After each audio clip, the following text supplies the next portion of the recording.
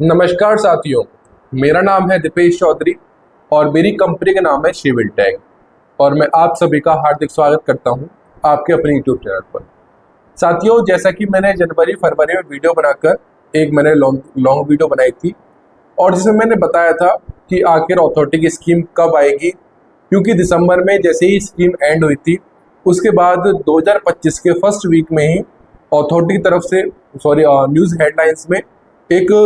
एक headline I थी कि जल्दी ही आने वाली है अथॉरिटी की एक नई स्कीम, यानी कि अथॉरिटी लेकर आ रही है भूखंड की एक नई योजना। और उस दरमियान फिर मैंने एक वीडियो बनाकर कहा था कि ये यमुना अथॉरिटी की स्कीम ना तो जनवरी में, ना फरवरी में और ना मार्च में, ये स्कीम आएगी अप्रैल के स्टार्टिंग वीक में। और साथियों, ऐसा ही हो रहा है। फिर से एक बार न्यूज़ में हेडलाइन आई है कि जो यूपी रेरा में इन्होंने 274 प्लॉट पंजीकरण के लिए भेजे थे, यूपी रेरा ने वो ओके कर दिए हैं और बहुत जल्द यमुना अथॉरिटी एक बार फिर से नई स्कीम लेकर तैयार है। साथियों, एक बार मैं आपको फिर से बता दूं कि जो स्कीम आ रही है इसमें कुल प्लॉट जो है वो 274 प्लॉट है और ये यमुना सेक्टर 18 के एक नया पॉकेट बना रही है, पॉकेट 9B उस बना रही है और इसमें 200 स्क्वायर मीटर के 200 वर्ग मीटर के प्लॉट रहने वाले हैं। इसकी लोकेशन मैं बता चुका हूँ कि ये उस्मानपुर गांव के बराबर में जो फ्यूचर यूज की लैंड है उसमें आ रही है। और साथियों, मैं आपको बताऊं कि जो अब जो जिस लैंड में ये आएगी आपकी, मतलब उसकी कनेक्टिविटी के बारे में बताऊं मैं आपको, तो उसकी ना तो हम ये कह सकते हैं कि उसकी बहुत ज़्यादा अच्छी कनेक्टिविटी है और ना ही हम ये कह सकते हैं कि उसकी बहुत ज़्यादा बेकार कनेक्टिविटी है। मैं आपको एक बार मार्क करके बता रहा हूँ कि जो स्कीम जो आएगी वो इस जगह पर आएगी। तो साथियों, मेन चीज क्या है कि यमुना अथॉरिटी स्कीम उस समय पर लेकर आ रही है जिस समय पर लोगों को ये लग रहा था कि अब मार्केट उछाल मारेगी, यानी कि अब मार्केट जो पिछले 1 से 1.5 साल तक मार्केट जो स्थिर चल रही थी, स्टेबल चल रही थी, उस मार्केट में अब उछाल का समय अब आएगा। और उसी दरमियान फिर से एक बार ये न्यूज़ में आ जाती है कि भाई अब यमुना अथॉरिटी स्कीम लेकर आ रही है। साथियों, एक बात और पता चली है,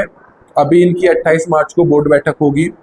एक बात ये पता चली है कि जो नई स्कीम आएगी ये नए रेट्स पर आएगी, यानी कि जो हमारा अब तक सर्कलेट या फिर जो पिछली स्कीम का अलॉटमेंट रेट था 25,900, उसमें थोड़ा सा इंक्रीजमेंट होगा। अभी ये क्लियर नहीं हुआ है कि वो इंक्रीजमेंट कितना होगा, कितने की बढ़ोतरी होगी, क्या वो 30,000 पार जाएगा या फिर 35,000 पार जाएगा या फिर वो 28-29,000 तक रहेगा। उसकी 28 मार्च को बोर्ड बैठक होनी है, उसमें ये फैसला लिया जाएगा कि जो नए रेट पर जो स्कीम आएगी, नए जो दरें आएंगी वो दरें कितनी आएंगी। क्योंकि सर्कुलेट इस वजह से बढ़ रहा है, या जो हमारे माननीय योगी आदित्यनाथ जी हैं, उन्होंने किसानों का पहला मुआवजा था वो 3100 स्क्वायर मीटर मिलता था, उन्होंने वो 3100 से बढ़ाकर 4300 स्क्वायर मीटर कर दिया,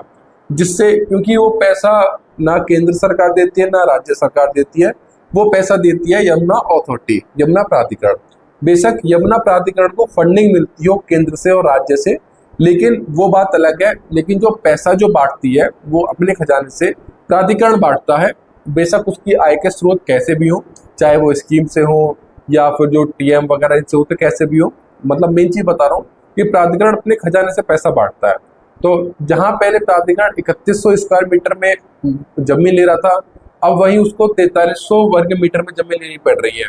यानी कि अगर आप देखोगे कि अंतर कितने का आ गया, यानी कि 1200 स्क्वायर मीटर का अंतर आ गया। और अगर परसेंटेज की बात करूं तो ये कुछ 35 से 40% बैठेगी जो इसमें बढ़ोतरी देखने को मिली है। तो साथियों, जब 35 से 40% यमुना प्राधिकरण को अपने खजाने में अतिरिक्त लोगों को देना होगा, कि जो फिर जो उनके आय के जो साधन है जिससे प्राधिकरण पैसा लेता है, पैसा कमाता है, फिर वो उसमें भी बढ़ोतरी करेगा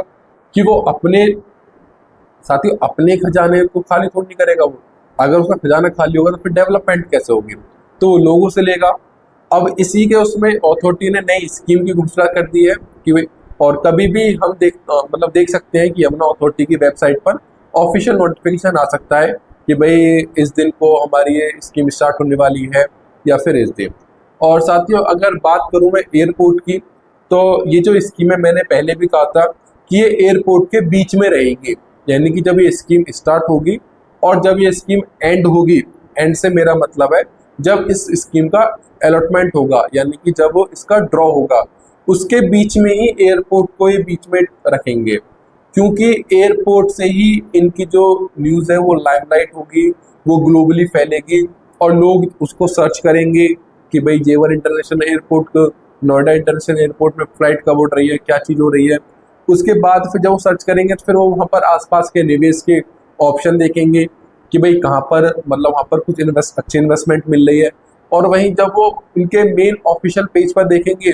कि वहाँ पर 200 वर्ग मीटर की अथॉरिटी की स्कीम आई हुई है, और वो भी मात्र, अगर मैं मान के चलता हूँ कि अगर उन्होंने रेट बढ़ाकर मैक्सिमम 30,000 भी कर दिया, तो 30 दूनी 60 कि मात्र 60 लाख रुपए में 200 वर्ग मीटर का प्लॉट मिल रहा है, तो लोग बहुत ज़्यादा इस तरफ आएंगे। यानी कि एक लोगों में ये हो जाएगी कि भाई इतनी सस्ती प्रॉपर्टी मिल रही है जहाँ पर एशिया का लार्जेस्ट एयरपोर्ट बन रहा है।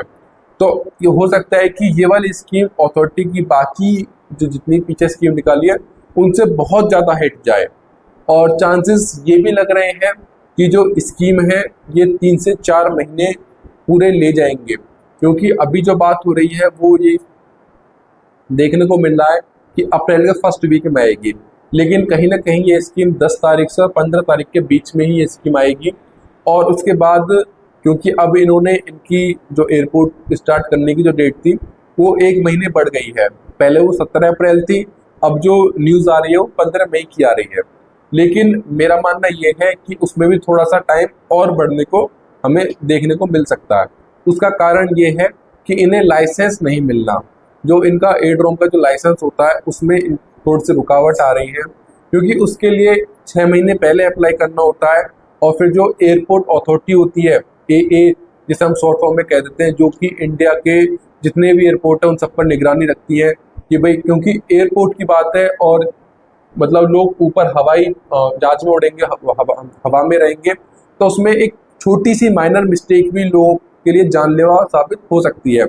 तो वो जानलेवा से बचने के लिए जो एयरपोर्ट अथॉरिटी है वो हर चीज़ पर अपनी निगरानी रखती है। तो सेम यहीं पर, तो उसके लिए लाइसेंस हमें 6 महीने पहले अप्लाई करना होता है। फिर वो जो एयरपोर्ट अथॉरिटी है वो सब कुछ चीज़ें देखती हैं कि क्या यहाँ पर फ्लाइट लैंड हो सकती है अच्छे से, क्या यहाँ से टेक ऑफ हो सकती है, क्या यहाँ के जो संचार विभाग है, जो आपके जितनी भी चीज़ें हैं, क्या वो सब सही तरह से काम कर रही हैं ये या नहीं कर रही हैं, लोग आएंगे कैसे, लोग अपना टिकट बुक कैसे करें, मतलब जितनी भी ए से लेकर जेड तक की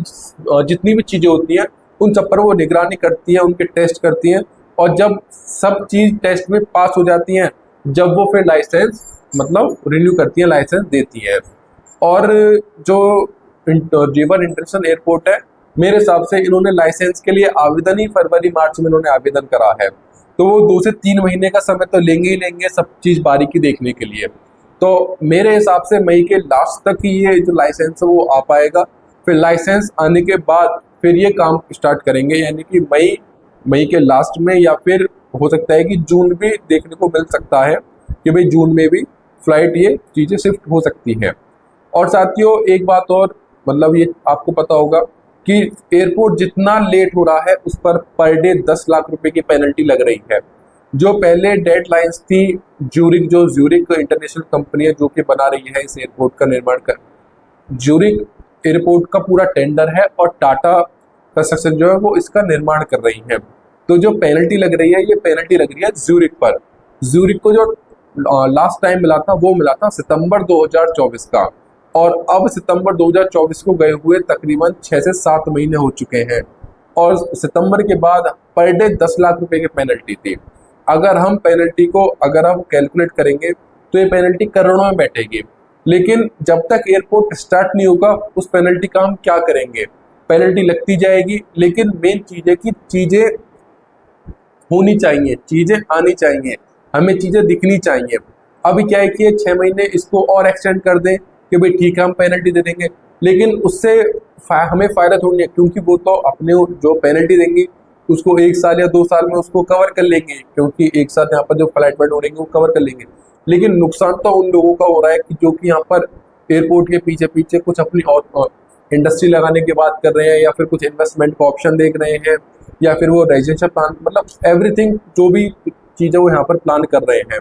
तो इस पर भी मतलब मेरा मानना यह है कि प्राधिकरण को थोड़ा सा कठोर कदम उठाना चाहिए कि भाई आपकी लगातार डेट बदलती रहती है कि भाई कि अब नेक्स्ट डेट ये है, अब डेट ये है। आप जल्द से जल्द इस कार्य को पूरा करें और यहाँ से फ्लाइट जल्द से जल्द उड़ाएं। तो साथियों, मेन चीज जो इस वीडियो का निचोड़ है वो आपको मैं एक बार फिर से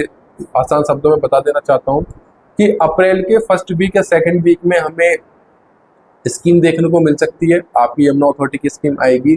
और एयरपोर्ट जो है वो अब मई के लास्ट में या फिर हो सकता है कि वो जून में देखने को मिले, जून में यहाँ से फ्लाइट उड़ती हुई देखने को मिले। और साथ ही फिल्म सिटी की एक मैं आपको खबर देना चाहता हूँ। फिल्म सिटी का जो हैंड ओवर है वो बोनी कपूर और भूटानी ग्रुप की जो कंपनी है उनको हैंड ओवर कर दिया गया है